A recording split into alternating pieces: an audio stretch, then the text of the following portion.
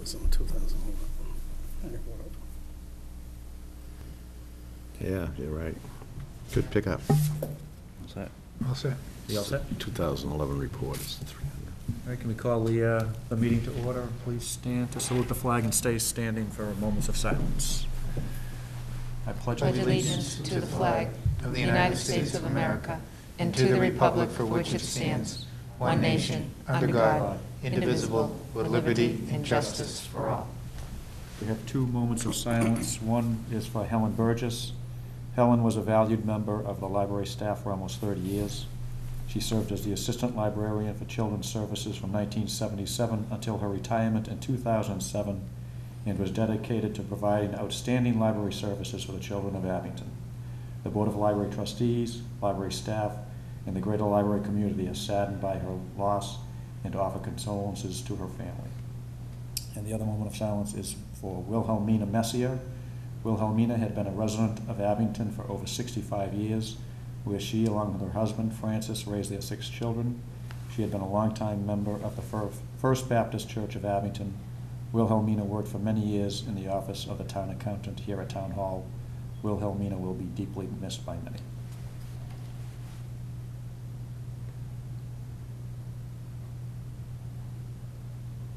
Thank you.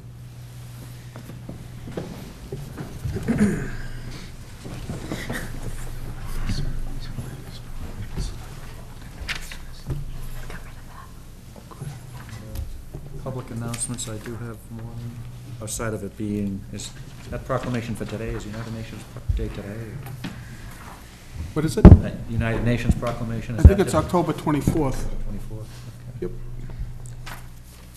And the other announcement is the Abington Fire Department is holding an open house on Saturday, October 6, 2012. The Abington Fire Department will be having an open house now at their headquarters, Station 1040 Bedford Street, on Saturday, October 6, 2012, from 1 o'clock p.m. to 4 o'clock p.m. Fire apparatus, rescue equipment, tools, and emergency medical supplies will be available for public display. The Plymouth County Safe House will also be available to teach children how to safely exit a home.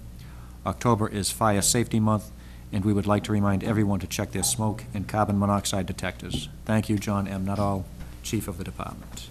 Then did you have that letter from Scott Brown down there? Just Mrs. Reed wanted me to read that also.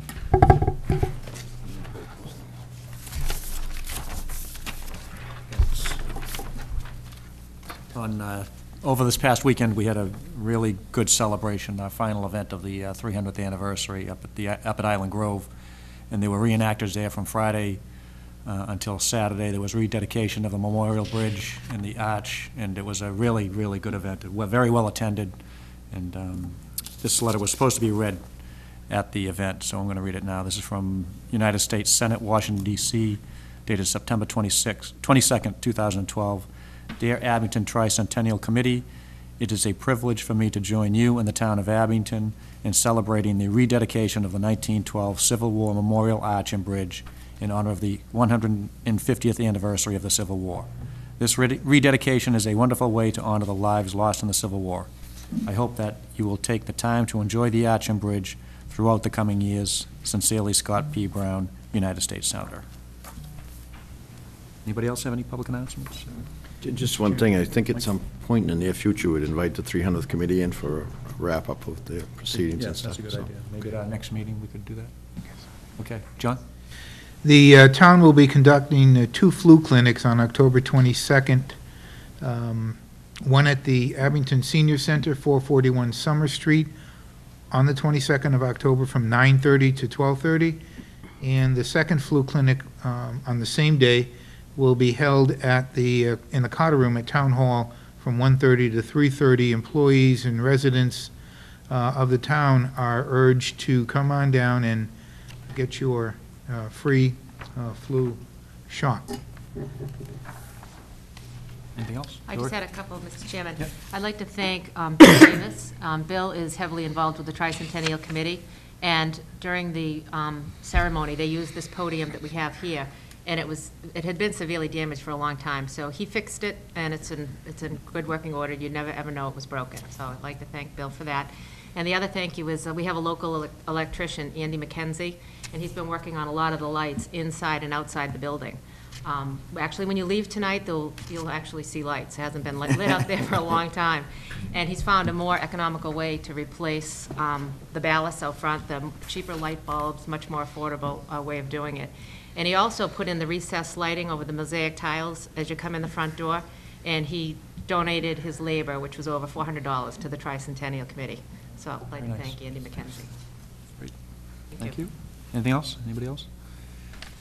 Okay, into public appointments at 6:30 PM. We have public appointment with Beth Golden and Tom Corbett.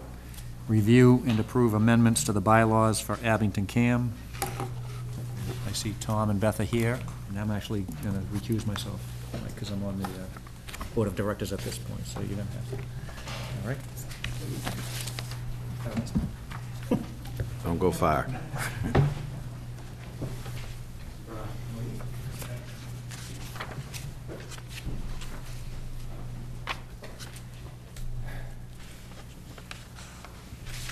Barry, John, Board, thank you for having us.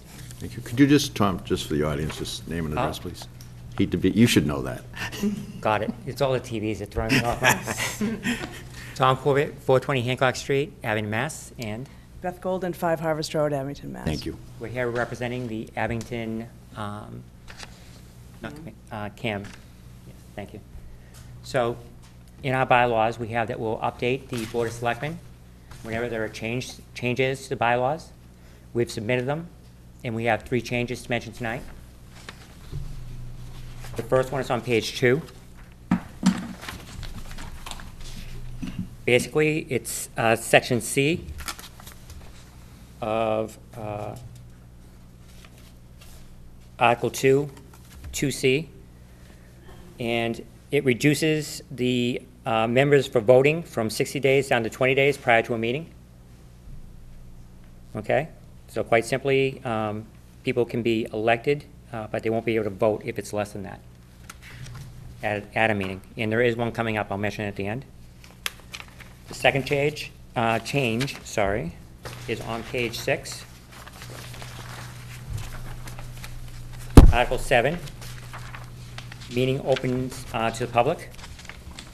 And this was a change from Chapter 39, Section 23 and 20, A and B to Chapter 30A, Section 18 to 25. And basically, this is saying that the Cable Corporation, Abington Cable Corporation, will use as a guideline the open meeting laws called out by the state as a guideline. I'm being very cautious with my words, Andy. And the last one is on the last page, page 15. And it was just simply the amendment. It was put into place August 14th and amended on September 18th. For that, do you have any questions? I just had, Tom? I just, one is, Tom, how, is the funding changed over the years when I think Comcast pulled out? Weren't they giving us some sort of a stipend funding to Comcast continue? never pulled out. Well, not Verizon pulled joined out, them. that's the wrong word, but I mean, isn't Comcast, who's funding this? Who's funding our Abington. corporation? Yeah, We get Comcast funds and from- Verizon. And Verizon. okay, And it's both equal amount. okay. Have you seen any decrease in the amount of funding over the years, or have they? Any decrease? Decrease? No, not yet. You receive money from PEG access, for PEG access from the subscriber fees that are paid, Yes, that's correct. but the corporation receives funding from, The company Oh. itself, Comcast and Verizon individually. really, and that's every year? That's quarterly. Is that No, correct? no, Oh, those no, are the- money those that we are the receive is the money subscriber that you're fees. speaking of. The The money subscriber we fees. received in the very, very beginning of the contract, when Oh. we became CAM, we got a sum of money from both Verizon and Comcast, one time.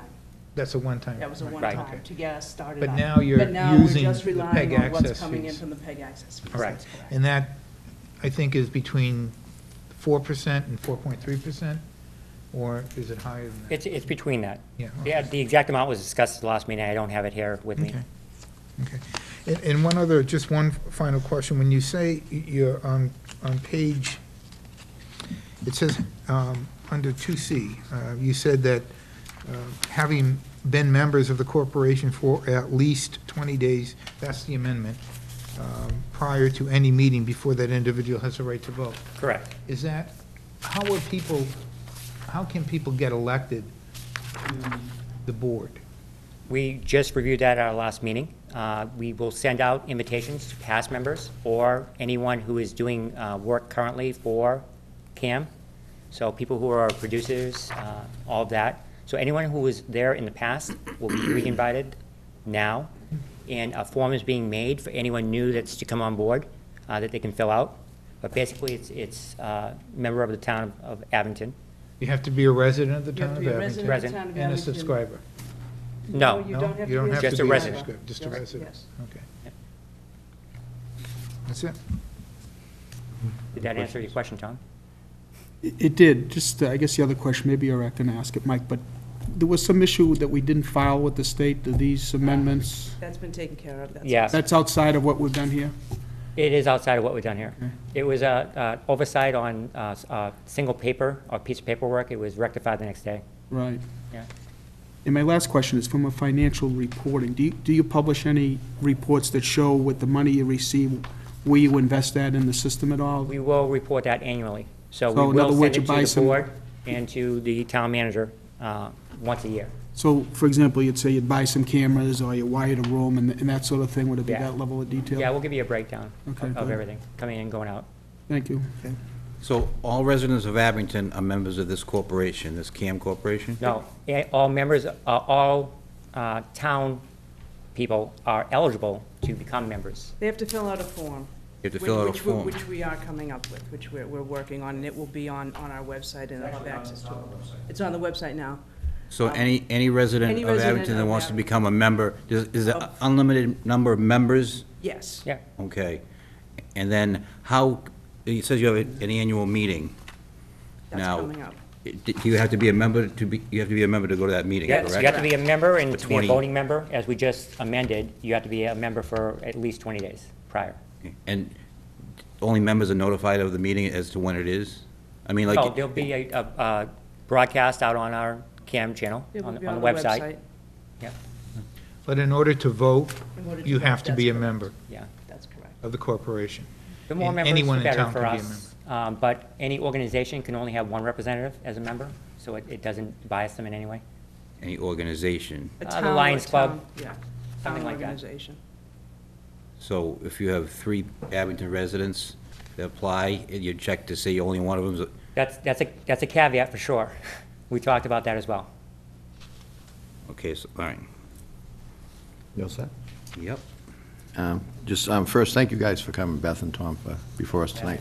I just had a question, nothing to do with the thing, but it says in the Finance and Fundraising Committee on page 9 shall develop and implement fundraising strategies. I understand bylaws have a lot of different stuff in there, but why is that there? In case we ever need it. In case we ever come to a point where the money that's coming in through PEG isn't enough, and we feel that we need to do some fundraising, we have it in the bylaws so that it's there in the Okay. future if we need to use it. At the moment, we're fine. Okay. And there'll be things that we're doing, it's not just about recording TV shows, it's for the community. So if we do things for the school, and, which we are planning, if we extend that in some way, or if they want to extend it, it would. It'd be covered? Yeah. Okay, fine, thank you. Anything else? Other questions? Just a John? comment on the fundraising. If you were to someday decide that you wanted to build a studio, that would Yeah, fall we under will. fundraising if you didn't have enough money If we didn't have That's enough from PEG capital. access to pay for it. That's Correct. correct. Yeah, and we do plan on that in the future. Okay. Okay, so just one last note, our meeting is Thursday, October 11th. Yeah, we had 2 dates in our calendars, so, I have the 9th in my calendar, but. Second Thursday. so, yeah, so the 11th. Yep, so October 11th, Abington Ale at 7 o'clock. So people would have to get their forms in 20 days before that to vote? To To be a yes. voting member, yes. To be a voting member? Yeah. So that's They have too time. late. They do have time? We did it We made purposely this sure. way. Okay, That's why we everybody out reduced it there from- in TV land, get your forms in. Yeah, absolutely. We want that. We want voting members, but we reduced it from 30 to 20 for multiple reasons, but this is one of them. So And we there, give them and the the opportunity. form is on the town website, No, no, No, it's it's on on- there, It's it's on on the Abington CAM CAM website. which is, can you give the address? It's a link, you can go to, on our website, and it links to the CAM website. Yeah, everything should, I believe everything should come through the town website and back out. It's so everyone's focused on one. Where's the location of the meeting? Abington Ale House, Oh, the ale the house. function room, yep. Is it open bar? Only if you're paying, but we will have some hors d'oeuvres. You'll We're have, planning on you'll have hors one d'oeuvres. soda. Okay, that's all I need, but there's 600 other people. Okay, any further questions? Well, Tom? just in the way of the 20 days, I mean, you've got 11 days in October, the 11th, Mhm. and today you only get 6 days left in September, that's 17 days before your meeting, so. Yeah, we put it out after our last meeting. What's that? Anybody who's not. Okay.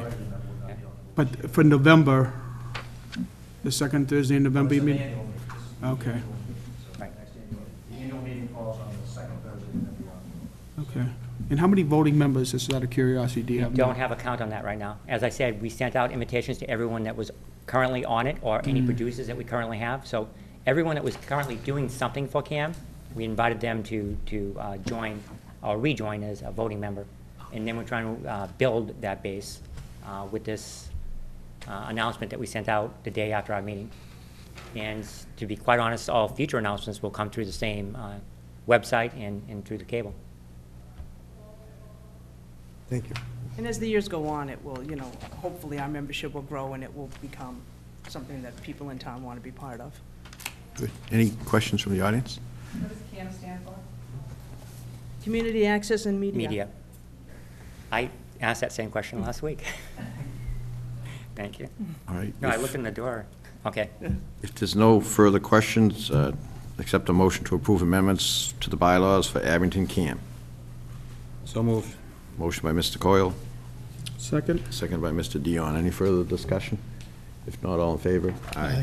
All opposed? It's unanimous. Thank you. It's great Thank to you. see you again.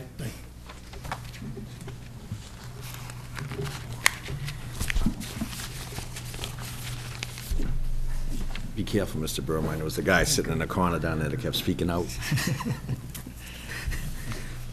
Just one more point on CAM. I'm the selectman's representative. Now that these new bylaws have been adopted, the selectman will be appointing somebody new, so maybe we can post that the member of the board actually is prohibited from serving. So it would be a selectman's representative and a school committee representative. So if we could maybe post that on the website, that the selectmen have a spot open for a member of the CAM Board of Directors. Sure. Is that representation also the government component? That is the Board of Directors, yeah. The Board of Directors consists of 5 members, 3 elected by the membership, 1 appointed by the Board of Selectmen, 1 appointed by the school committee. So, And that's for the government portion Yes. of... okay, 6:40 PM, we have an update from the SAGE Committee and the appointment of Shelley, how do we say the last name? Vogine. Okay, thank you.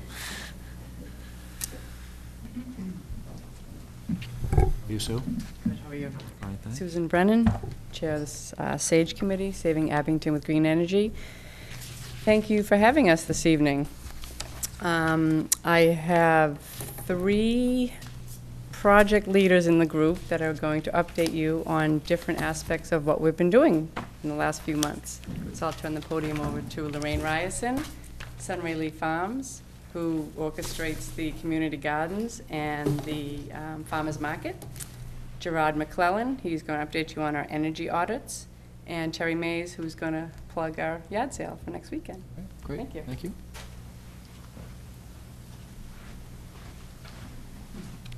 Are you Lorraine? Can you just give your name and your address, please? Lorraine Ryerson, 162 Linwood Street. Thanks. And basically, I have been, we started the farmer's market and the community garden, which the community garden I'm extremely proud of. We have 22 gardens, of which 20 were used this year very successfully, to the point that some of the people that had their gardens were also part of the farmers markets. And when people would come up and say they wanted string beans and that person was sold out, they'd run out back, pick some more string beans, and you can't get any fresher than that.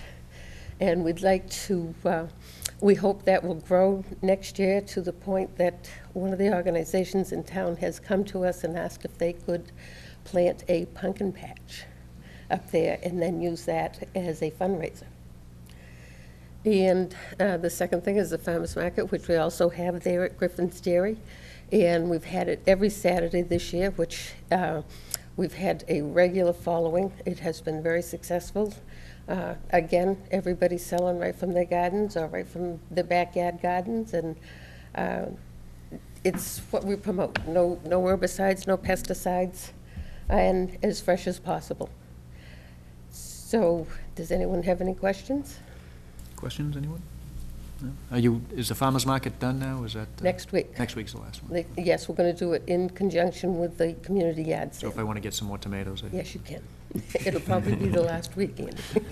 Lorraine, is there enough interest to expand the garden next year, or is there? Individual gardens, as I've got 2 people have already signed up for next year, and I haven't sent anything out on it. They just automatically sent up. And to expand, if we allow that pumpkin patch, or if we have room up there to do a pumpkin patch, it won't be part of the garden itself. It's going to have to be off for obvious reasons because they basically take over. Yeah. So, yes, Kevin, we hope it will expand. Good, very good. Oh, it's been great. it has been. And we've had great community participation in the fact that Bill Davis comes and brings his tractor and plows everything and job. levels it all off, and then a couple of us go down and just mark the gardens off. Then we leave it up to the people to take care of themselves. Good. And it has been very successful. When does everybody have to have their stuff out of there? Do you Middle of wanna- October. You want to announce that? We would like, yes, we're sending out emails on that to all the gardeners. Middle of October, we'd like it cleaned out because we would like to plant ryegrass and get it ready for winter. Anything else? Oh, very good. Thank you very Excellent much. job. Okay.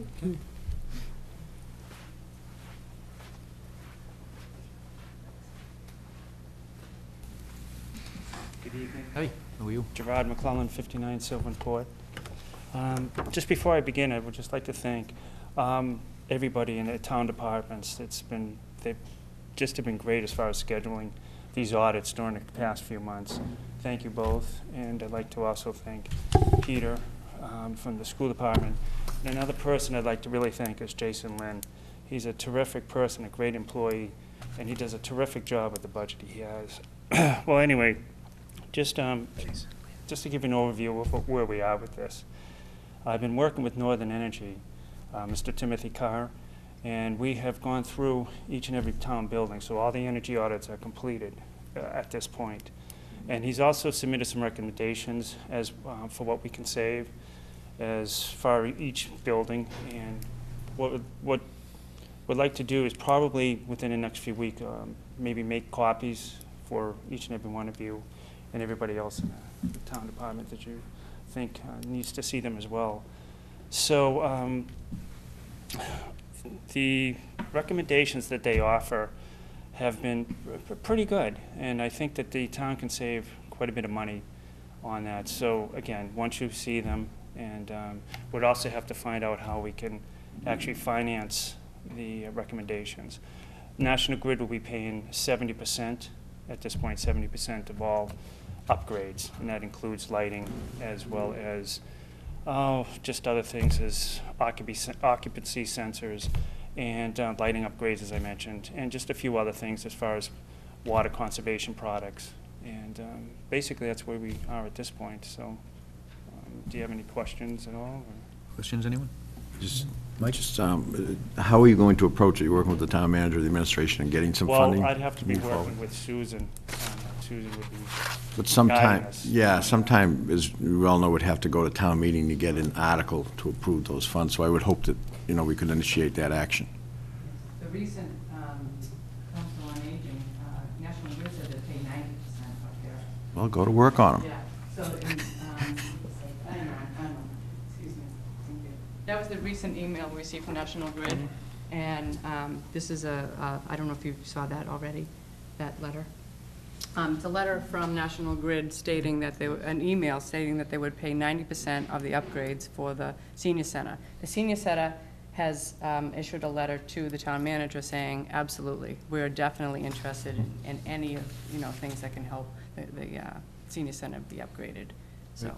Yep. Just, do you guys have any idea? I know you're absolutely right. I think the initial cost putting it out there, but the payback is probably less than a year with them subsidizing us, and then it's money in our pocket. But do you have any idea of what we're talking for money if we put an article in, or were to?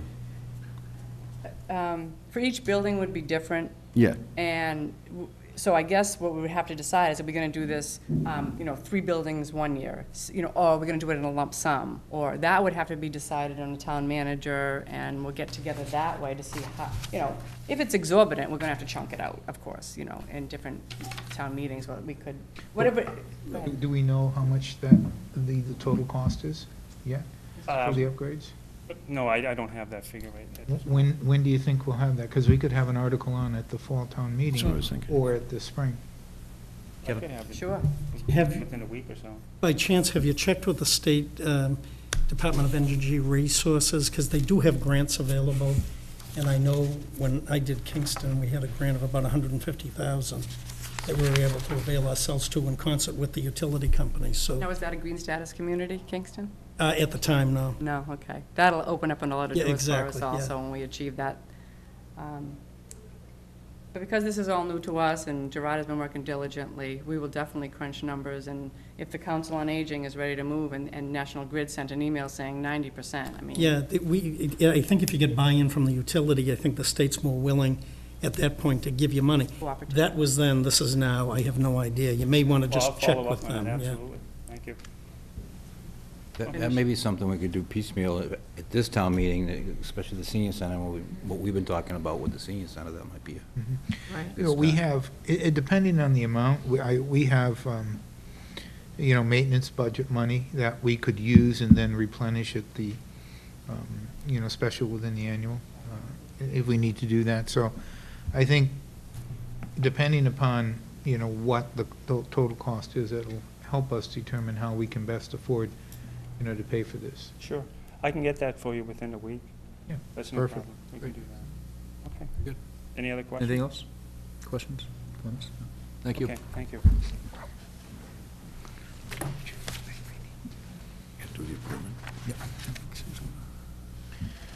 Thank you. Just one more thing. Terry Mays had to leave, but the yard sale, next weekend at the Griffin's Dairy, and everybody's welcome to bring their yard sale flea market items down, 9 to 1, similar to the Griffin's Dairy. And I guess at this time, the board has unanimously voted to appoint Shelley Vosheen. So I'll leave that over to you now. Oh, yes, Mr. Dion. Good, Tom? So just a couple of questions. I guess the first would be, out of these 5 criteria, where are we as far as, siting, zoning? One of the criteria is basically 90% done with the energy audit. So Right. that's a huge one. See that, that's 3. Yes. How about the others, as far as expediting, permitting, and, Not so much. That requires a town meeting vote and an article for expedited permitting in order for that to be achieved. So that could take some time. okay. How about, do you have representation on the building, the site review for the schools? No, Site review. no. As far as the thought would be, do we want to consider solar or something like Yes, that? I would With hope the that new would be school buildings that are being state-of-the-art. considered? I would hope that would be Yeah. one of the criteria. And usually today it is. So anything we can get involved with for that, absolutely. Well, if we're looking for the school building funding, if we want to increase our percentage of reimbursement, if we do an energy-efficient building, carbon-free footprint, which I would recommend strongly, that we would be, let's say we're eligible for 55% reimbursement. It's only a number. It could be less, could be more. We would get an additional 3 or 4 or 5 percentage points towards reimbursement. So bringing that up to 68 or 70%, or 55 to 59%, depending upon what our reimbursement is. So we could get additional reimbursement if we do energy efficiency, carbon-free footprint type building. And the board, we'd love to be involved with that, of course. That was one angle, but I guess the other one was to install solar and make it energy neutral, that the solar would pay potentially for energy costs in the building, and any excess could be sold back to the grid. I think other communities are looking at that when they're, planning new school buildings or whatever. That was the thought that I had, John, that we may want to consider, and I know there's, what's the committee of 20 people or whatever that are reviewing that at this point in time. I think that that's a very good point, and I think it's something that the town has looked at in different scenarios. We looked at it at the dairy. That may or may not be a good location. The dump or the landfill, as it's referred to now, would be another option. We do have, and we're going to bring this back to the board, we have some available acreage that's town-owned that can be used for solar farming type initiatives. Now, one of the thoughts that I had, and I had mailed this to the board some time ago, I think it was while I was recovering from back surgery, was that there is a whole section of Route 18 that has a different designation than highway commercial, and I think it's high-tech. If we add life sciences or biotech as well, those are very high demand type industries for electricity. If we were to take some of our credits and shift them to that parcel to attract businesses to come in and locate there, to receive a credit for renewable energy resources is a huge initiative for companies who are competing on the international marketplace.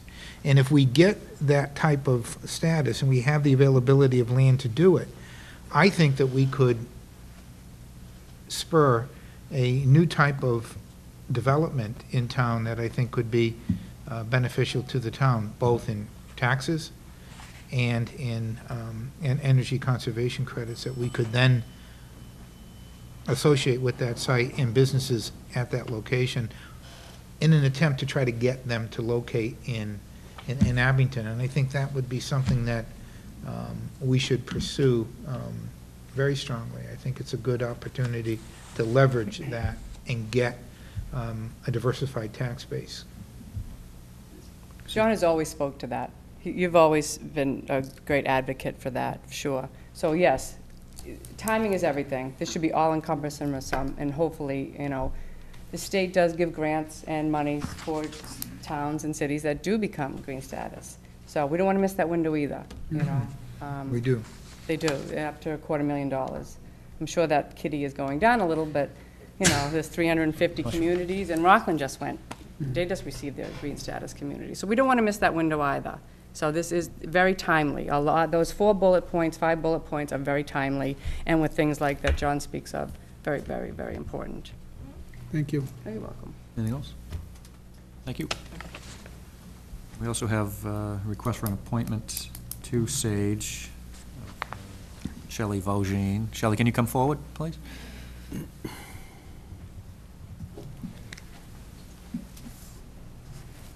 How are you? How are you? I'm good. My name is Shelley Vaugine. I live at 640 Summer Street here in Abington. I'm new to the area and very happy to be involved in the community garden and the farmers market. You're looking to get on the SAGE group? And, Yes. I hope to bring something to the table. Great. Anybody have any questions? Just welcome. I see you from Springfield, Missouri. Welcome. I am from Missouri. I'm an old Missouri farm girl. And you selected Abington as opposed to Springfield, Massachusetts, huh? Yes. That's a good choice. More open space than happy. Yeah. Yes. Welcome. No, I'm Very good. Well, I'll good. make a motion, we appoint Shelley Vaugine to the SAGE Committee. Second. In a second. Any discussion? If not, all those in favor? Aye. Opposed? It's unanimous. Congratulations.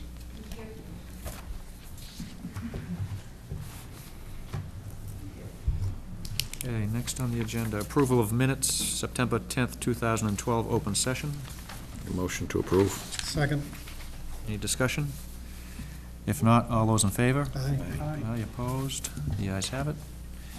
Item number 2, opening the special town meeting warrant, September 24th, 2012, closing the warrant on October 1st, 2012.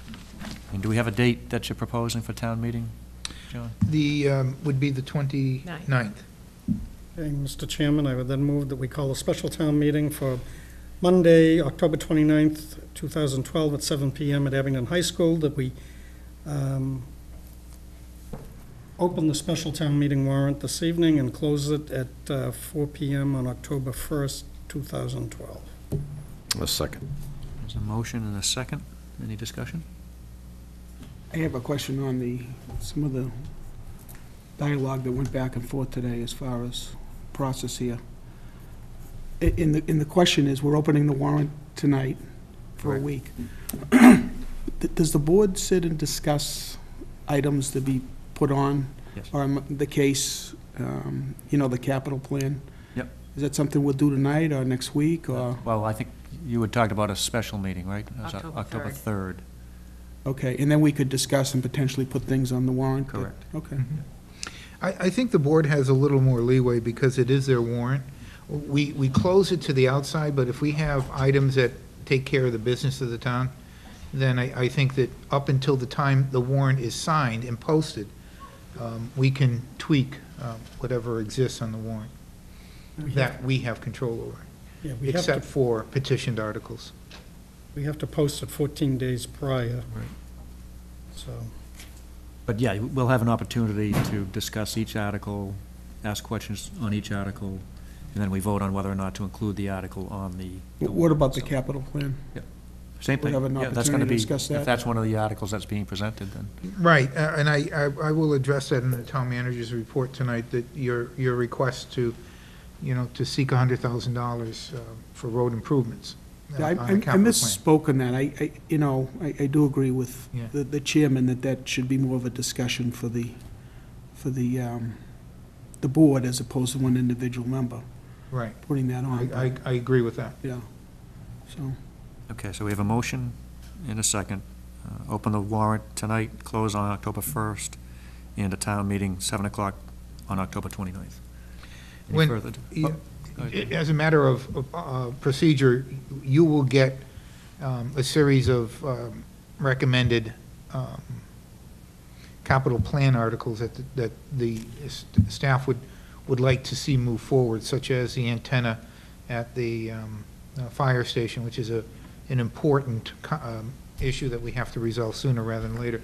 And at the end of the day, based on the amount of money in certification of free cash, which I'm going to speak to tonight, we may or may not have a sufficient amount of money to set aside for road improvements at that amount.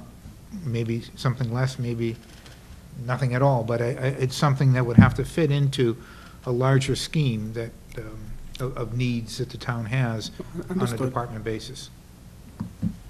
Okay, anything else on the motion? If not, all those in favor? aye. Opposed? The ayes have it.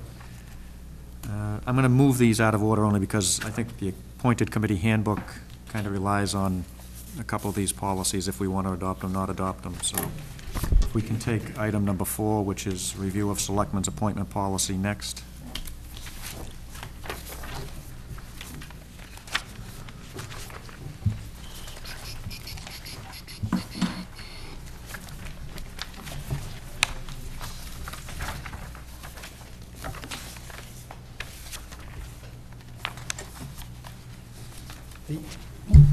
Good. Are you entertaining? Well, I was just going to, we had adopted this policy about a year and a half ago, and I think there were some holes in it. There was some confusion whether or not it applied to reappointments as well as appointments, so I tried to just punch it up a little bit, just to bring it up to date a little bit more, so. I don't know if anybody has any questions or concerns or Yeah, the changes. only or- question I have is on item number 13, where it speaks to associate members. I think if you could add, my suggestion would be, after the first sentence, if not contrary to the charter bylaws or the general laws, because Yep. in certain instances, the general laws preclude associate members, in certain instances, the charter does, and Okay. I think in a general sense, it's okay unless it's precluded. If not contrary to charter, bylaws. Or the general Mass laws. general laws. That's You the have only two question. 13s. Yep, I see that.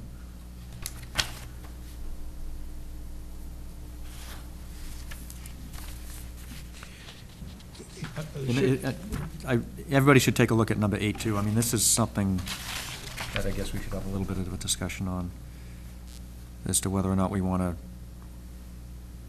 as a general policy, limit the number of terms, or... I mean, my sense always is that that's fine if there's language, as long as it's permissive, so that if you make a declaratory statement and then you get somebody that's on a committee, and sometimes institutional knowledge is a good thing. It is, yeah. And as a result of that, and there may be people applying to a particular committee that have a single interest that, would be contrary to it. So I think, again, I think it boils down to judgmental calls at the end. I don't think, if this is just a guide and not an absolute, I don't see a problem with it, but as long as there's an understanding that at the end of the day, it's still within the discretion of the selectmen to appoint whomever the majority feels that they want to appoint. Okay. Do you want to add some language to that effect, or? Yeah, I think, again, as long as it's permissive and not the customary shall, and I'm trying to read it quickly here. Yeah, shall may normally be limited to a Okay. 2-year term. So it is permissive now, right? And technically it is, yeah. It's a little more permissive with the may than the shall. Yeah, I mean, Okay. really, it's not a big thing in my mind.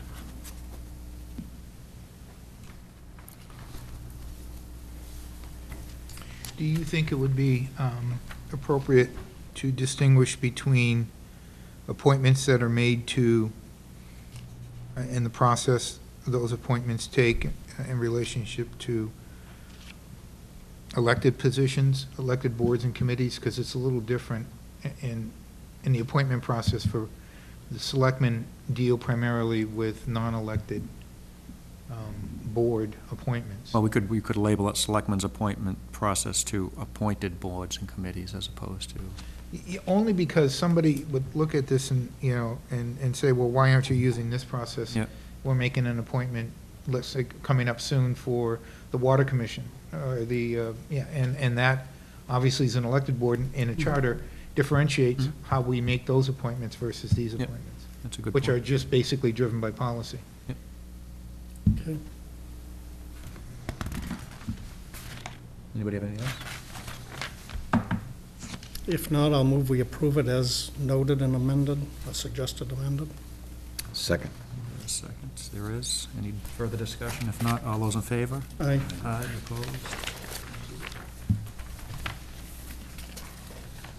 And the next one has to do with a topic that's an ongoing special municipal employee status.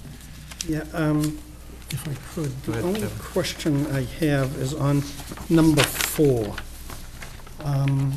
May I suggest, where it says the Board of Selectmen shall consider the request and vote affirmatively or negatively to grant the position.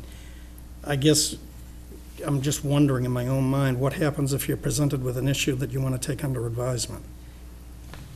And just say, look, something, I don't know just yet. You can just say vote on it, basically. Yeah, Because you could vote to delay it, or you could vote to... Shall consider the request and vote. vote, yeah, and grant the position, sure. Okay.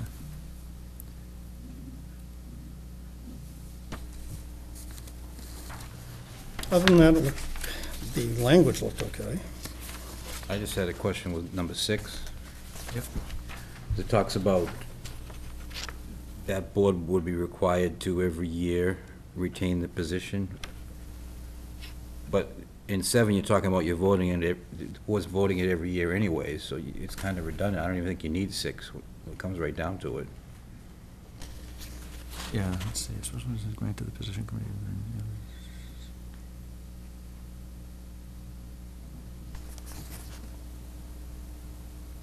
Yeah, so you're going to do a review every year of everything. But I think the reason I included that in there was if somebody wanted to maintain it, then they need to do something affirmatively to come before us and say we want to maintain it for another year. But if we vote to approve it, and like, say, 6 months from now, then is the annual, it's gonna be, Right, yeah. And doesn't 7 address that on an annual? That's what Kenny was saying, I think, yeah. We could take that out, that's fine. You may also want to have a date or a month specific, like the first meeting in October, the first meeting in November. Yeah. So that it gives everybody who understands the policies and procedures ample notice and time as to when those actions are going to take place. All right, so why don't I, at least initially, I'll see if I can combine 6 and 7, and then we'll put a specific month in there. We'll take Kenny's, I would on keep Kevin's it like recommendation the on first number 4. meeting in October or November or December or January. or Right, whatever yeah. Month you choose. Is there anything else on? And I'll bring it back for, sorry, Tom, you can bring it back for approval. Okay, so we'll wait till do the Yeah. positions themselves till afterwards. I just want to make sure I'm clear. If a board position committee doesn't reapply, do they lose their status? Is that what we're saying here? Well, that, the way it reads now, that would be the case, yes. If they didn't come back and say, I want the status to continue. but I'm recommending we get rid of that completely, because we're gonna review them all So every year. anyway. Kenny's recommendation is to get rid of that and just review everything on an annual basis. Okay, so everybody that has it will review whether they've applied for, status again that year or not. My concern is, I don't want to have somebody get caught in the cracks that, Right. that for some reason they were out of town or they forgot, and now all of a sudden their board doesn't have the status which we granted. So them I guess before. what you could do is you review it on an annual status. If there's a question on it as to whether or not we should continue it, we could always ask that person or that group to come in at the next meeting and give us an explanation as to why it should Yeah. continue. And maybe the month to pick, when we, after an election season, when the new Yeah. blood comes That's a in, good idea. that might be a good time to do it. June or something. Okay, anything else on that? And then we'll bring it back the next time, and then if we want to vote on the positions at that point in time, too. we can- Is that all right? Yep. So that brings us to item number 5, which is the committee handbook. 3? Number 3. Now number 5. Yeah, The new number 5. And everybody contributed something, so I went through it a little bit, just to pick out the high points as to, I think, where most people had some issues. I think the first one was whether or not we should hold the forms on file. The way it reads now, we would hold the applications on file for a 2-year period, and I know there was a couple of people who thought that might not be something that we could do with the administrative end of things, and I don't know how folks feel on that. Once you apply and you don't get appointed, should you have to reapply, or should your forms stay on file for the position? In researching some of this and going to some towns, they actually had a volunteer bank. They actually had they might be applying for one committee, but they also would serve or had an interest in other ones, so in that regard, but I don't want to, it's kind of not that important to me to. Well, could we possibly add that as another question on the form? That says, if this position is not available, would you be interested in another position, and would you like to keep your file on record? That way, That's a good point. if they don't get picked, We can, in other words, change the volunteer. Change the volunteer form. and then you'll Yeah. know, let's keep this one because they're interested in, serving. You can have lists your top 3 priorities Yeah. in order, and whatever one becomes available, we will submit your name for that consideration, or that And then we position. can take this language out of the volunteer book. Okay. That's a good idea. Which language are we taking What out, number are we? so we know? I'll mark it up for you. Okay, Oh. and you'll give it to us, okay. Okay. Then there was the general policy of, again, 2 terms, should you be limited to 2 terms or not, but I think we addressed that, so we can make that change.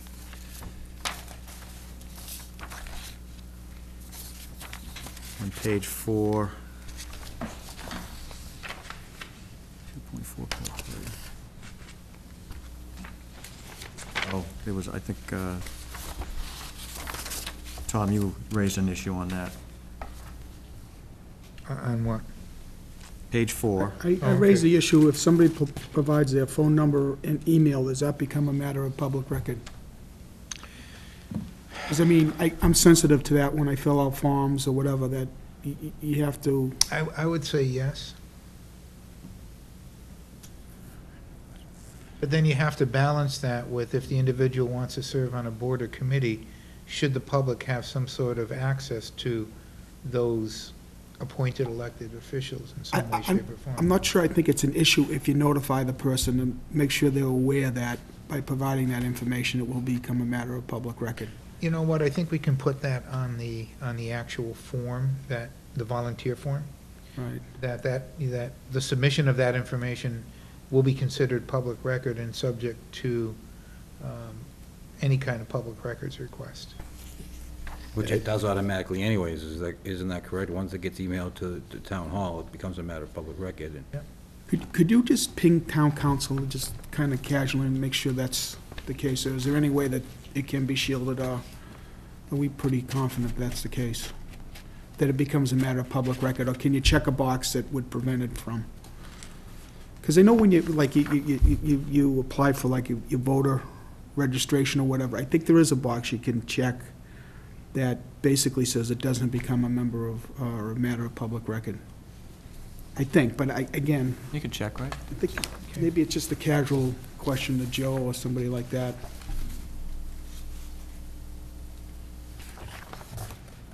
And then on page 7, paragraph 2.5, Kevin, you had just to change kind of what we had talked about.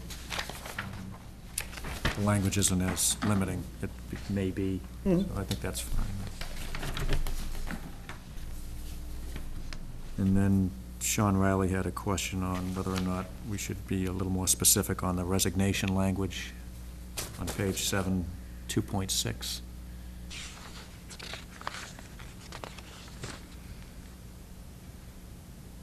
And Kenny had an addition there too, or moves from Abington.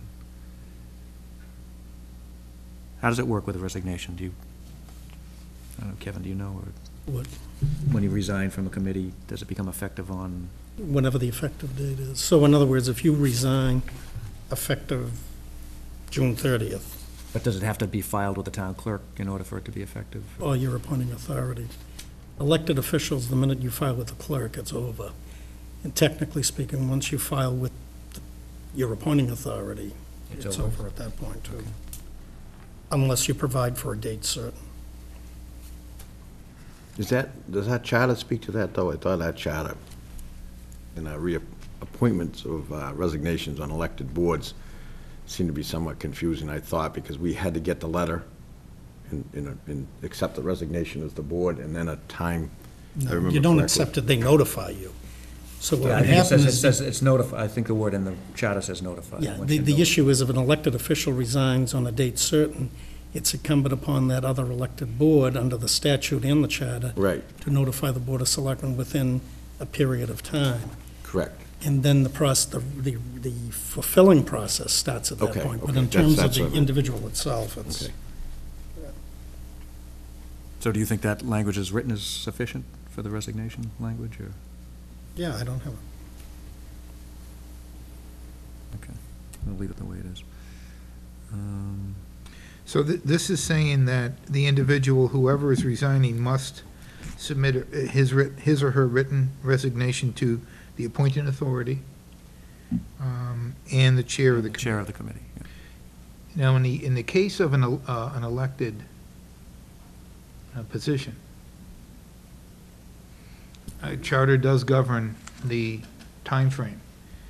But do you intend to also include elected here, or is this just for non-elected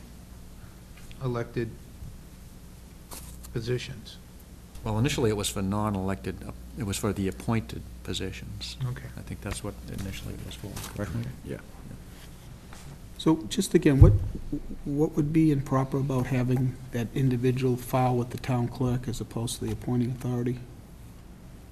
I mean, Well, the way is it reads now, it must be submitted to the appointing authority, and the chair or committee. And the suggestion is it should be filed with the town clerk. I'm assuming that's the function of the town clerk for things like that? I don't know. But not for an appointed official. I think Kevin's point was it should be to the appointing authority has to have notice. And the appointing authority then gives notice to the clerk that I have this day received the resignation of so-and-so. So the individual doesn't go to the town clerk, the appointing They authority shouldn't, does. because then it's incumbent upon the town clerk to notify the board when the individual, gotcha. the individual should be resigning to whomever it is. Understand. Who made the appoints appointment. them. Yeah, that makes sense. Yeah. Okay, that same page, 2.7, I think Kevin just added, you added that, just that heading, Kevin, hearing before removal. Yeah, I just think you just can't arbitrarily take an action without giving the person the right to be heard. Okay. So you want to add some language in there? Yeah, I think, You need some due process. exactly. All It right. just, We'll do that. I thought that was addressed to, again, just to make sure we're all on the same page and our bylaws or charters would have well, to do it may be, but I think the question becomes is that it then becomes an arbitrary act that I think is subject to overturning. So you can have a person that missed, whatever it is, 3 or 4 meetings, and then you arbitrarily take them off the board. Well, then you find out they've been in the hospital. No, I agree, I agree. So I think you've got to give them notice, got to give them the opportunity to come in and say, and if they don't fail to show up for the hearing, then they've vacated the position, but I don't think you can just arbitrarily take them off. No, what I'm saying is maybe I should have checked the language that's already existing to see if it doesn't address that. Yeah, we without- can, without we can do excuse. that, we'll check that and see, yeah. Okay. 2.8, that dealt with associate members, and I think there was an issue raised, again, associate versus maybe alternate members, like on the zoning board. I think they're referred to as alternate members, not associate members, so.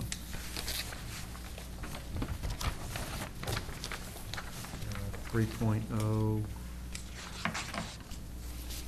elections. I think, Kenny, you raised this, right? It's not in conformance with the charter the way this is? Correct. Okay, so we should change that. Well, the only thing is, like, for instance, the finance committees, their reappointment lasts until July 1st. So you might have, those are some of the issues. I know what happened when I was moderator is they had override. We had a town meeting and it had an override election. It might be the very end of June or something like that. And So the term expired. And the term expired, and new FinCom members come on, so it seemed more prudent to allow their term to last until July 1st, so, just something. Yeah, we can just check the language on that. And 3.4, there was an issue as to where minutes are filed.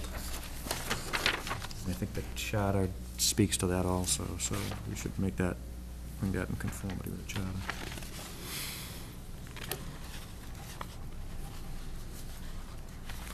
And then the last one that had a number of comments was the Code of Ethics, which was 7.0, page 15.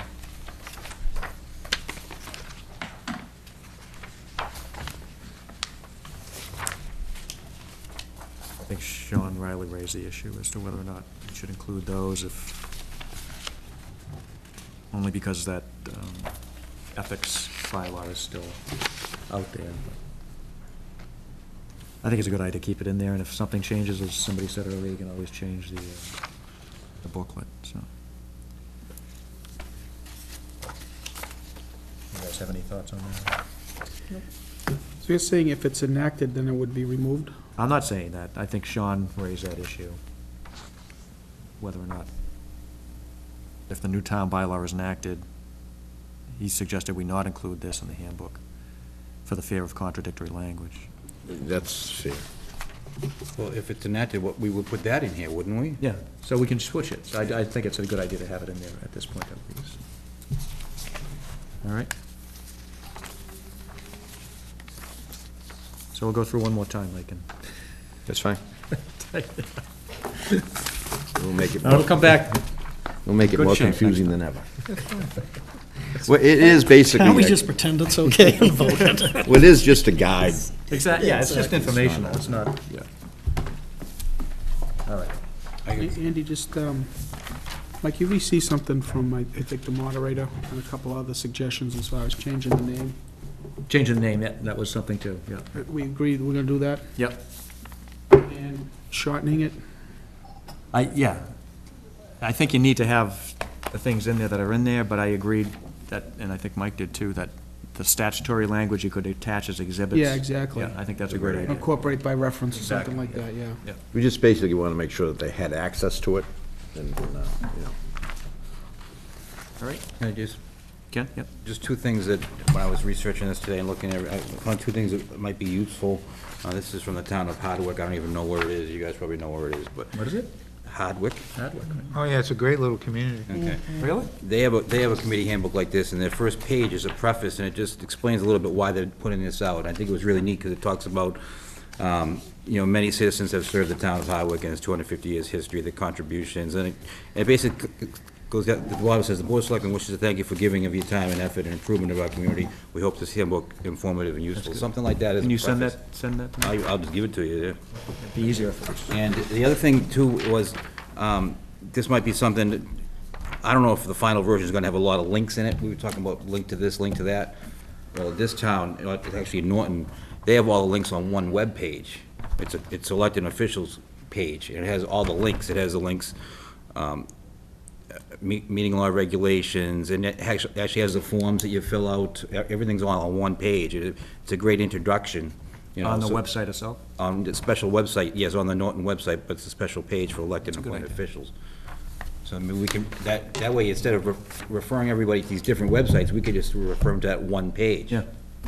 The town website, that page, yeah, that's a good idea. Good job, Ken. Thank you. Thank you, Ken. did, very good. Quabbin Reservoir in Worcester County. All right, item number 6, town manager report.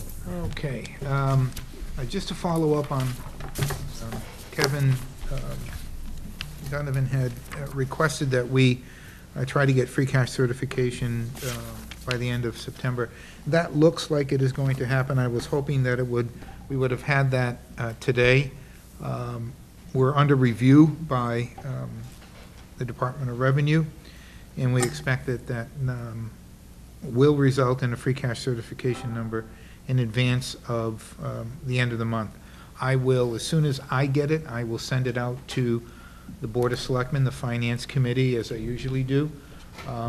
We are estimating that free cash number, and I use the word estimate with large letters, that it could be as high as $800,000.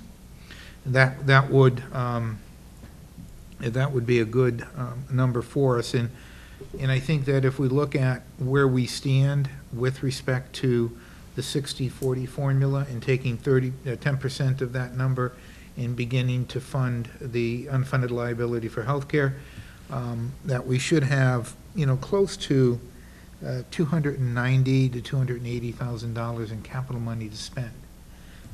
And that doesn't include any money from the air base. We haven't received any lately, but we understand that some money will be coming in shortly, and that will only help for our next free cash certification, because what we're going to do is we're going to take that money and set it aside for capital items only. So whatever that number happens to be would be part of that free cash certification reserved strictly and solely for capital items above and beyond the 60-40 split, so that we are beginning with that policy. And let me say that as a result of that policy, which we implemented when I first got here, and if everything goes well with respect to free cash certification, we could have over $1 million in stabilization for the first time in a very long time. And at the same time, have the ability to pay for some of our capital needs and some of our operational needs as well. So I just wanted to, discuss that a little bit in brief, because we are on target to have that certification before the end of September, and it'll be in your hands as soon as I get it. The two items that are on the agenda for me to discuss tonight are the condominium associations and the trash collection resolution. First of all, I think it's fair to basically say that this was indeed a very structured team effort. Selectman Dion, Selectman Burbine, myself, and Sharon White worked on this resolution. And I think that given the fact that we initially decided that we weren't going to include condominiums, and to the point where we are today, I think that it has evolved into a well-thought-out process and policy that we hope to implement that will put the condominium association owners on the same par and same level as the 4,300 households in town. There will be a limited amount of trash and an unlimited amount of recycling. The more you recycle, the less trash you have. And what we tried to do in this resolution, which we feel we have reached, is to treat the condo association the same as homeowners. They're going to have up to 64-gallon container for trash, that will be the limit, and 64-gallon container for recycling. We worked it a little differently based on the number of bedrooms, and the formula that we all agreed to is a very extensive, well-thought-out formula that was developed by Selectman Dion that actually provides a requirement to have a certain number of yard dumpsters, a certain amount of yard dumpsters, and a certain amount of recycling dumpsters. I am going to meet tomorrow with our vendor, and he's going to come up with a price quote for the 5 condos for the balance of the fiscal year, as well as for any of the new condos. As you know, as you remember, the board voted to qualify the 5 condo grandfathered condos and to open it to any other condo association who would like to participate. We feel that that participation will include other condominiums, which I feel comfortable with because it means that we're providing the same public service to all taxpayers in town that are eligible to receive it. And I think that what we are able to accomplish is a reduction in trash by reducing the dumpster sizes at each of the complexes and hopefully increasing recycling, because we feel that that will happen as a result of the reduction in dumpster size. Rather than picking up 3 times a week, they're going to pick up once a week. And very similar to what our residential homeowners receive today. So with the barrel size limits and what we're proposing for the condos, I think that we are, and correct me if I'm wrong, we are on par to provide an equal program that the homeowners have to the condominium association owners as well. And I think that that is a very good, approach from that perspective. And I think it's going to result in an increase in recycling and a decrease in trash for the town as a whole. It's going to eat into our savings. We don't know exactly what that amount will be. We can amend the contract no more than 10% of the total contract cost, which is about $770,000 minus the carts, which we have purchased in the first year.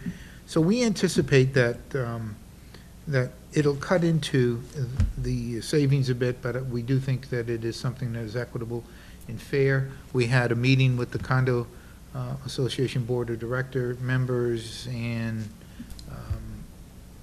they were very much in support of this approach and actually thanked us for coming up with a very thoughtful approach, which really is a credit of the committee as a whole and the membership of that committee. And I think that they deserve to be recognized in trying to provide a fair and equitable resolution to what was initially a very thorny issue. So it all has, I think, worked out for the best, and I think if you want to add anything to that, committee members, I think you can. Well, as John said, Tom put a tremendous amount of work into the rationale, and so you did a great job with that. Yeah, I just would echo John's comment.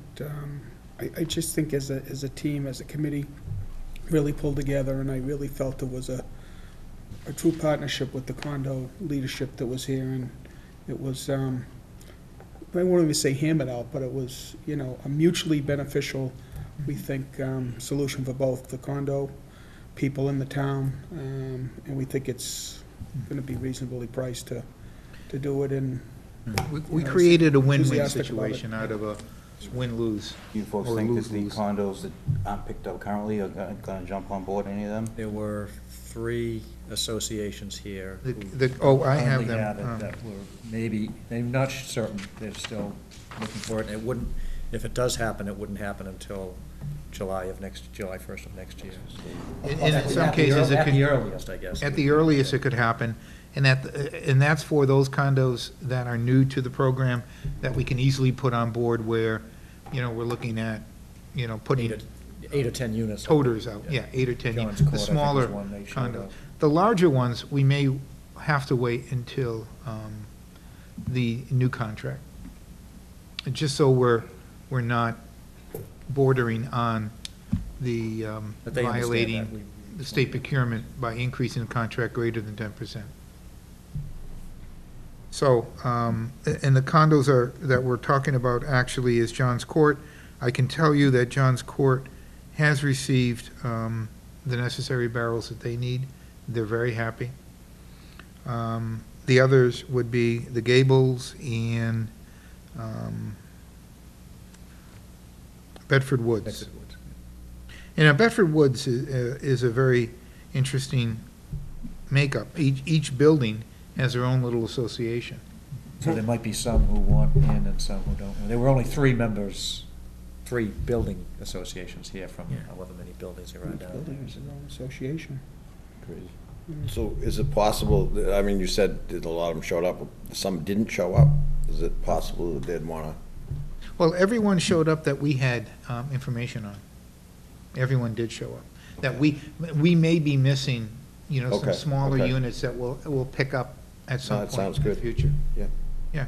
No, I think that it worked out very well, and we followed the directive of the board vote, and we got to a resolution that is fair and equitable, a win-win situation for both the town and the condo association. Maybe, Tom, maybe you can Owners. send that spreadsheet out to everybody. Yeah, just yeah, so I'd be we can happy to. See what the, Sounds good. it was good. It was, Sharon White did a lot of work, too. She should be congratulated. Oh, yeah, poor Sharon, she had a rough day today. Resolution on the contract for the fire union and ASME union. We have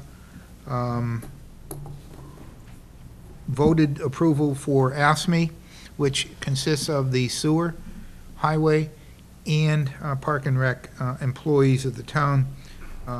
Prior year, some of these contracts have been out of date for at least 2 years, and what we're doing is, we are doing a 2-year agreement and then a 3-year agreement for ASME so that they expire all at the same time. That was the board's desire, to have all contracts end at the same time rather than have them staggered.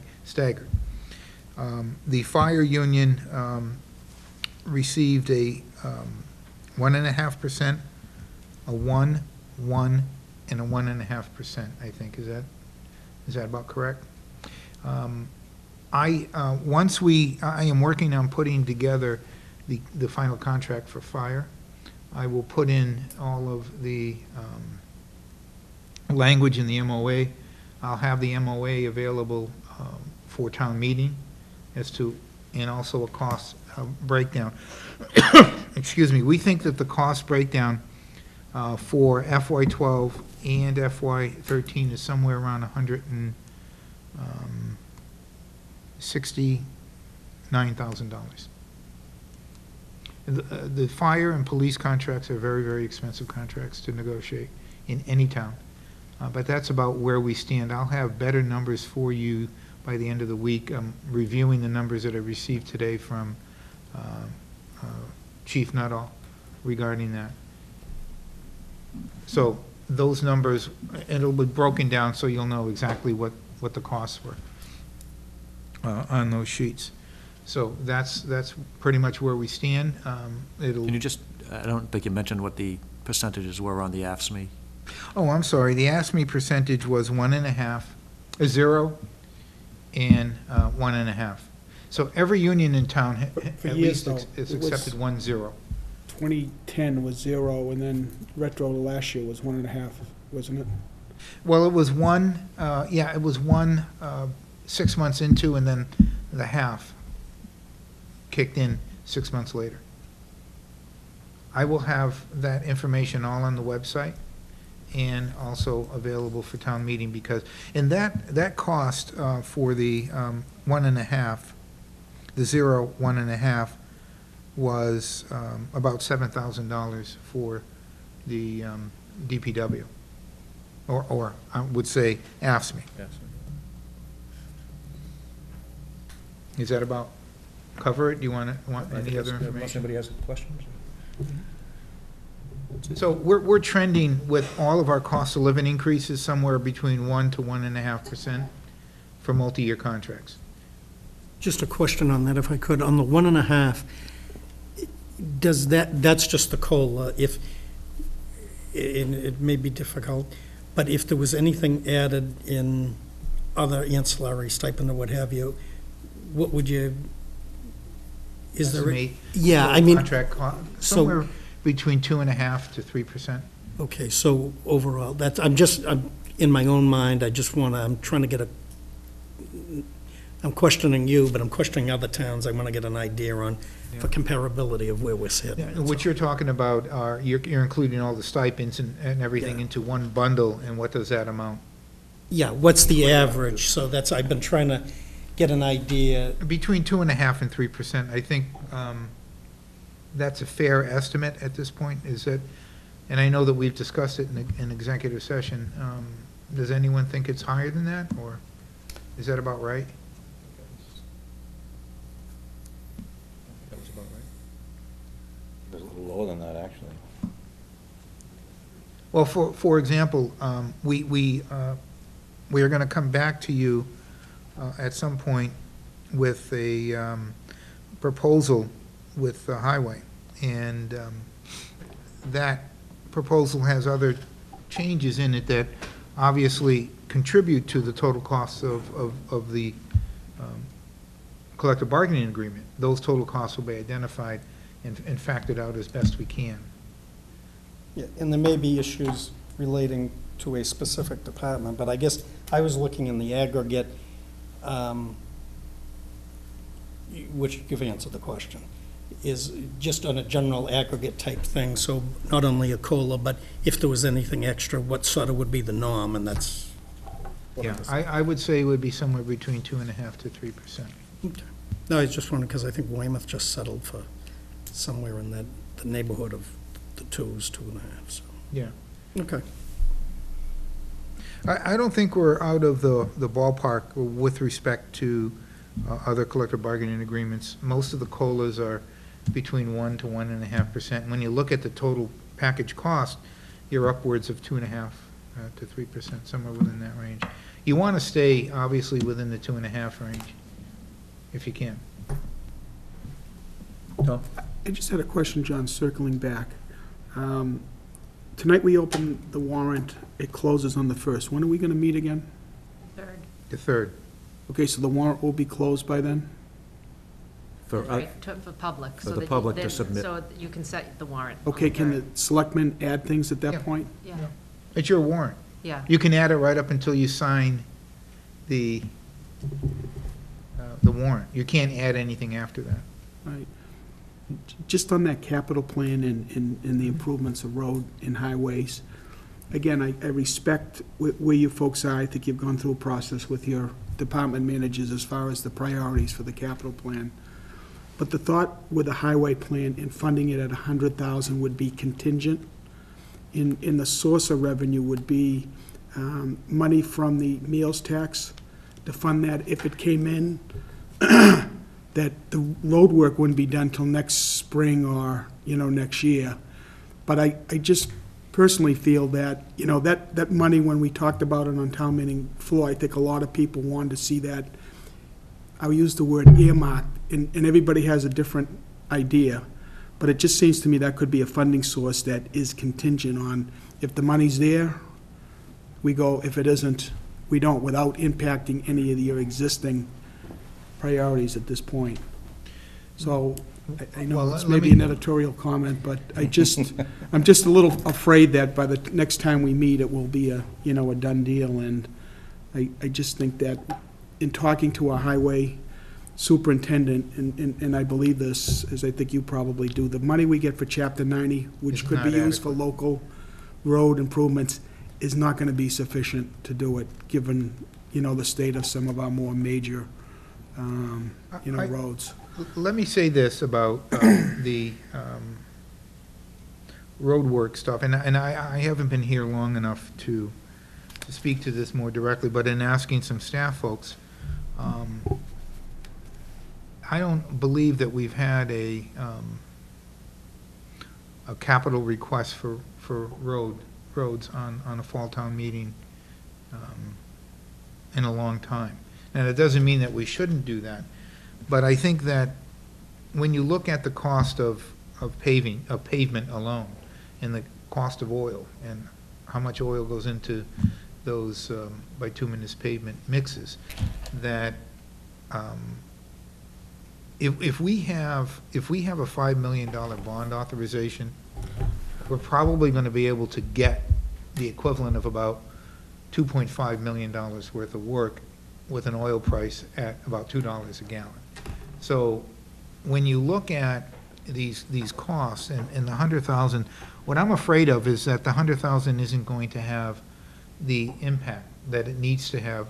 And people, I think, would be willing to look at a debt exclusion for infrastructure if they knew how that money was going to be spent.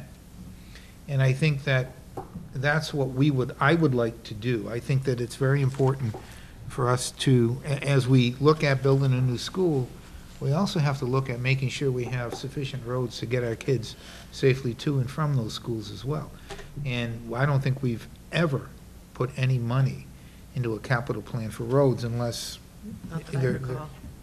unless you know better than I. So I think we can, if the board wants to add it, we can add it. But I think that when you look at the capital plan as a whole and what we're going to include in that capital plan, road reconstruction or road resurfacing may not be as high up as some of the other projects that need to be completed. As I mentioned earlier, fire safety in particular, the antenna needs to be replaced. That's a $30,000.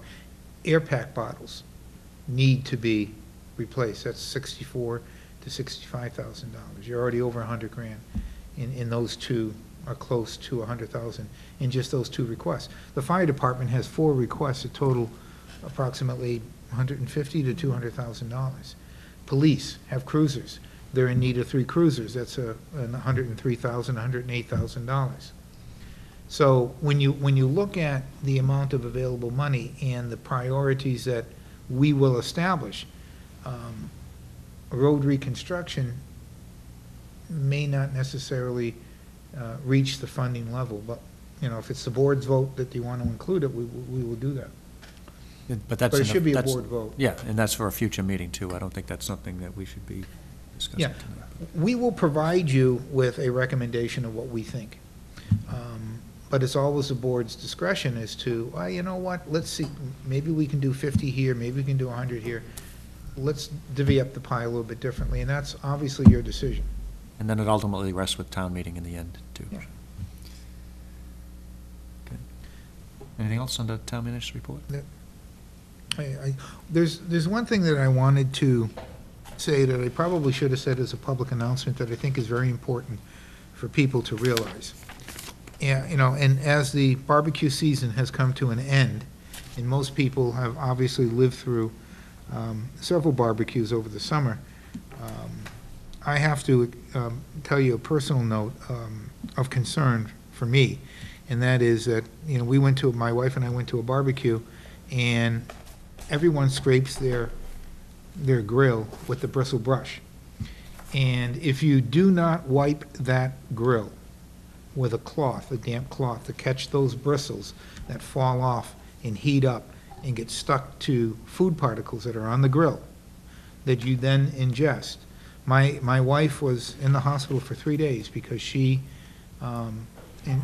swallowed what she thought was a bone from a chicken leg that turned out to be a bristle from a brush that punctured her esophagus. And she was in the hospital for for 3 days. And if you know, or you're going to a picnic where there are going to be people dutifully scraping the grill with a bristle brush, make sure you ask them if they had wiped that grill with a cloth in order to remove any sediments or bristles that may be on the grill, because you could be in the same situation I was. It's not pretty, 10:30 at night on a Saturday, getting a surgical team in to put my wife under general anesthesia to remove the bristle brush, or the bristle, which was 2 centimeters, very small, 2 centimeters, and it lodged in her esophagus, and it could have been much worse.